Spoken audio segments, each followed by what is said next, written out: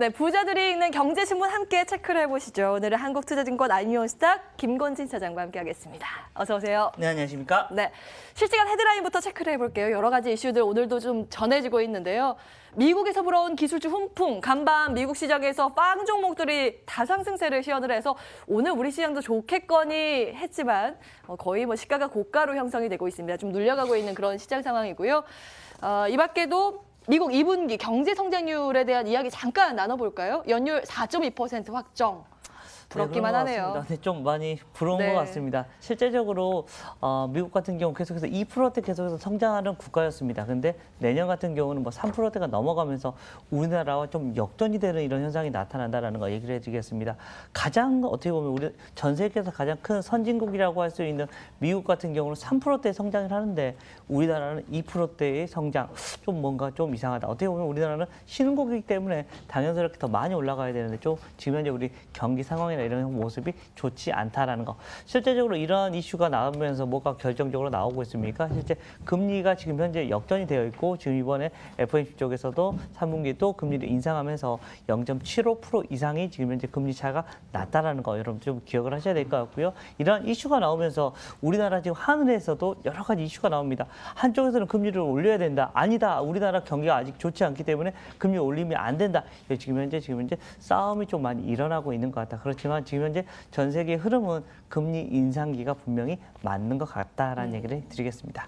그에 따라서 환율도 어떻게 연동이 돼서 움직이는지 좀 꼼꼼히 들여다보셔야 될 것 같고요. 지금 미국 증권거래위원회에서 상장 폐지 트윗 날린 머스크 사기 혐의로 고발했다라는 소식도 전해지면서 사실 지난 간밤에 그렇죠. 테슬라의 주가가 장 시간 외 거래에서 한 12% 가까이 급락을 했습니다. 이거 우리 시장 영향은 없을까요? 우선 전기차에 대한 이런 이슈들이 계속해서 나오고 있고 실질적으로 어떻게 보면 전기차에 어떻게 보면 트레이드 마크가 어떻게 보면 테슬라인데 거기가 자꾸 지금 현재 움직여주고 있다는 건데 실제적으로는 전기차가 가장 많이 판 데는 실제로 중국 기업이다라고 생각을 해주시면 될 것 같습니다. 랜드마크 같은 이런 의미는 있지만 지금 현재 머스크에 대한 이런 이슈가 계속해서 흘러나오고 있다. 그렇지만 그것은 절대 달라지지 않습니다.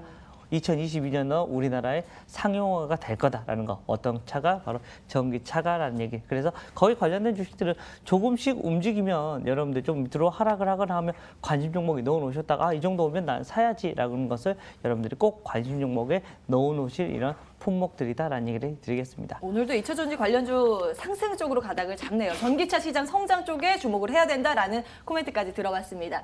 오늘 준비된 소식 먼저 저희 MTN 방송을 통해서 계속 짚어드린 내용인데요. 체크를 해보겠습니다. 미국 공군의 고등훈련기 입찰, 이 교체 사업 그동안 관심을 많이 모았었죠. 국내 업체인 한국항공우주산업도 여기에 참여를 했는데 고배를 마시게 됐습니다.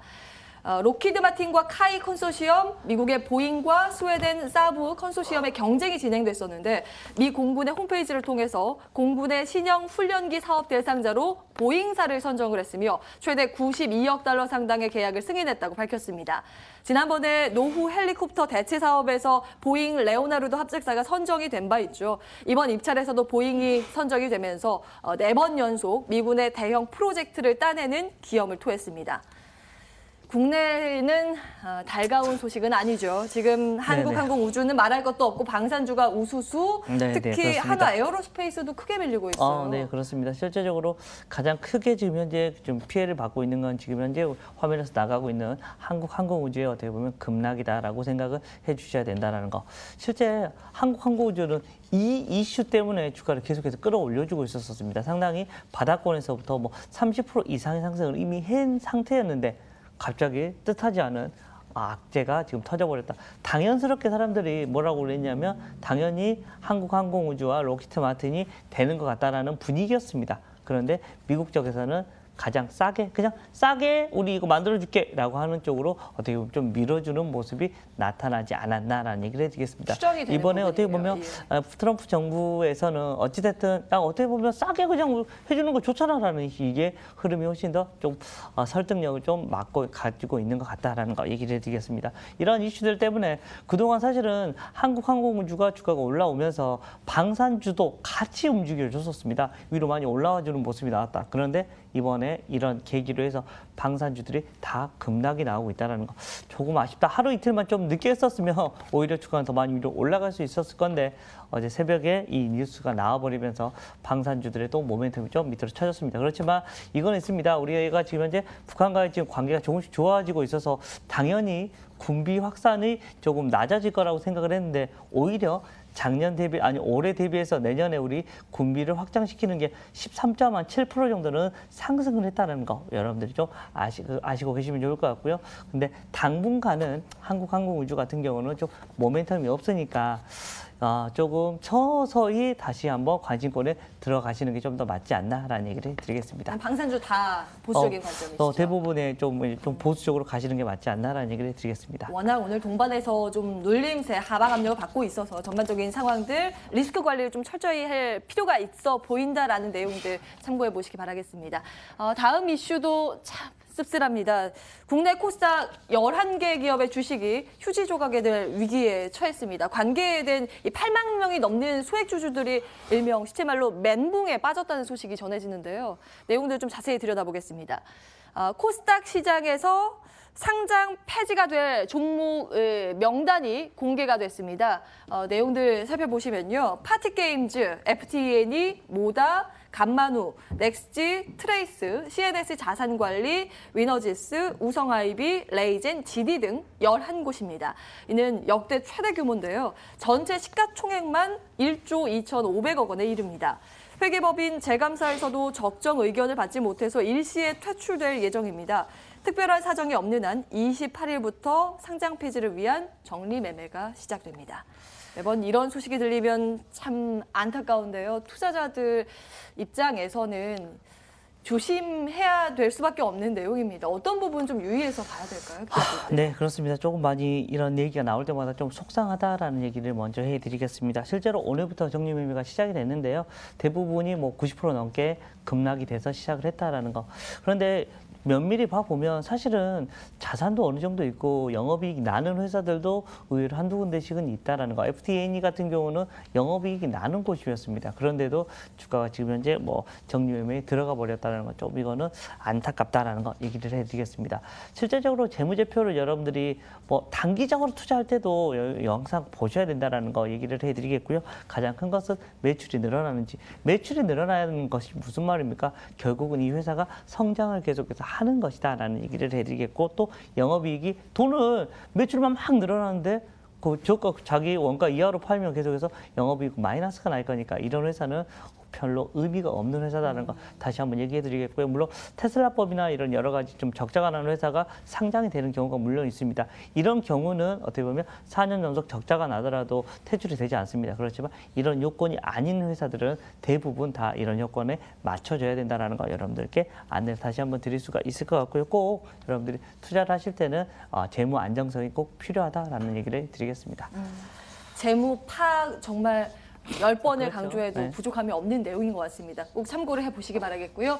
분위기 전환서 면세점 소식 체크를 해볼까요? 여러분 면세점 들를 때 보통 출국하실 때 들르시잖아요. 그렇게밖에 되지 그렇죠. 않고요. 네, 그렇죠. 만약에 선물 하나 사려고 마음 먹으면 술을 사려고 마음을 먹으면 출국할 때 면세점에서 술을 사서 여행 내내 이게 짐이 됐습니다. 들고 다녀야 되는데 앞으로는 귀국할 때 인천공항 입국장에서 면세 쇼핑을 할 수 있게 바뀝니다. 빠르면 내년 6월부터고요. 인천국제공항에 입국장 면세점이 들어섭니다. 1인당 600달러 한도로 물건을 살 수 있고 운영은 중소중견기업이 맡을 예정입니다. 다만 담배나 과일 같은 일부 품목은 제외되는데요.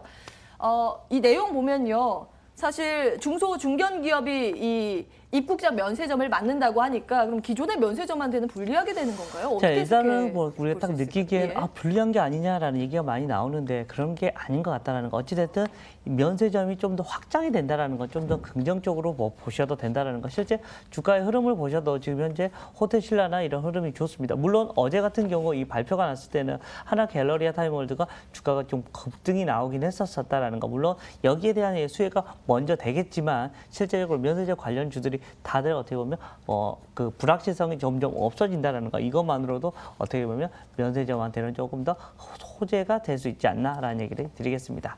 그럼 수혜주 어떤 거 뽑으세요? 오늘 뭐 호텔신라도 오르고 하네요. 뭐 실제적으로 뭐 호텔신라나 뭐 신세계나 뭐 한화 갤러리 타임월드 같은 이런 주식들이 계속해서 어떻게 보면 여기에 관심주가 될 수 있지 않나라는 얘기를 드리겠고요. 결국은 얘들이 잘 되기 위해서는 뭐 해야 됩니까? 결국 중국인들이 많이 입국을 해야 된다라는 거. 그리고 조금씩 한한령이 풀리고 있다는 거. 이 말은 조금씩 원래 원상 복귀가 되고 있다라는 얘기를 드리겠습니다. 네, 이렇게 면세점 이슈까지 챙겨봤습니다. 한국투자증권 아임니원스타 김건지 차장과 함께했습니다. 말씀 고맙습니다. 네, 감사합니다.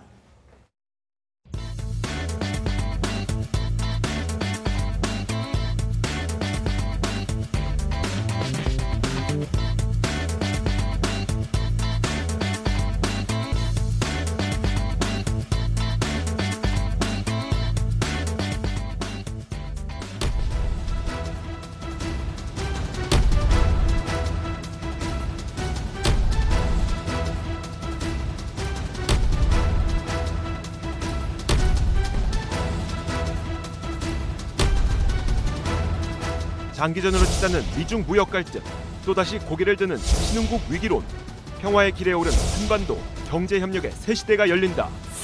혼란과 희망이 공존하는 국내외 금융시장, 불확실성을 이겨낼 돌파구는 어디인가? 머니투데이 방송 개국 10주년 특별대담, 더 인터뷰 10. 경제 증시 각 분야 주요 인사와 함께 급변하는 시장 환경 속 실패하지 않는 투자 전략을 제시합니다.